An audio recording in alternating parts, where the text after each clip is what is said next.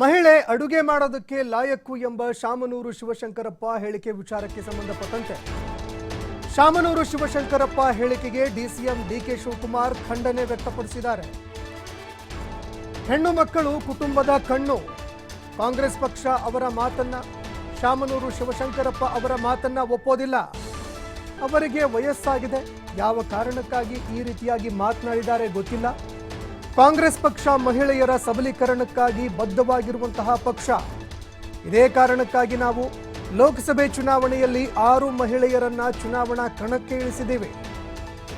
ಶಾಮನೂರು ಶಿವಶಂಕರಪ್ಪ ಹೇಳಿಕೆ ಖಂಡನೀಯ ಅಂತ ಡಿಸಿಎಂ ಡಿಕೆ ಶಿವಕುಮಾರ್ ಅವರ ಹೇಳಿಕೆಯನ್ನ ಖಂಡಿಸಿದ್ದಾರೆ.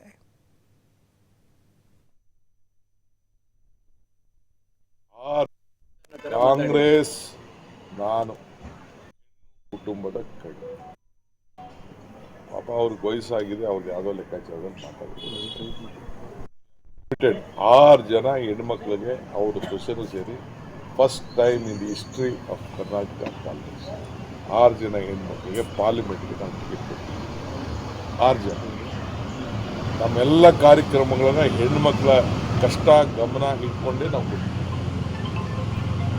ಅವರ ಬದುಕು ಬದಲಾವಣೆ ಆಗಬೇಕು, ಭಾವನೆಗಿಂತ ಬದುಕಿರಬೇಕು ಅನ್ನೋ ದೃಷ್ಟಿಯಿಂದ ನಾವು ಎಲ್ಲ ಕಾರ್ಯಕ್ರಮಗಳನ್ನು ಕೊಟ್ಟಿದ್ದೀವಿ.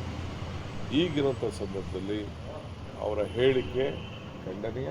ಕಾಂಗ್ರೆಸ್ ಪಕ್ಷ ಹೆಣ್ಣಿಗೆ ಹೆಚ್ಚಿಗೆ ಶಕ್ತಿ ಕೊಡುವಂಥದ್ದು, ಯುವಕರಿಗೆ ಶಕ್ತಿ ಕೊಡುವಂಥದ್ದು, ರೈತರಿಗೆ ಶಕ್ತಿ ಕೊಡುವಂಥದ್ದು, ಕಾರ್ಮಿಕರಿಗೆ ಶಕ್ತಿ ಕೊಡುವಂಥದ್ದು, ಜಾತಿ ಧರ್ಮ ಒಂದು ಕಡೆ ಬಿಟ್ಟು ನೀತಿ ಮೇಲೆ ನಾವೆಲ್ಲ ಒಂದು ಕಾರ್ಯಕ್ರಮ ಕೊಟ್ಟು ಶಕ್ತಿ ಕೊಡುವಂಥ ಕೆಲಸ ಮೊದಲಿಂದನೂ ನಾವು ಮಾಡ್ಕೊಂಡು ಬಂದ್ವಿ.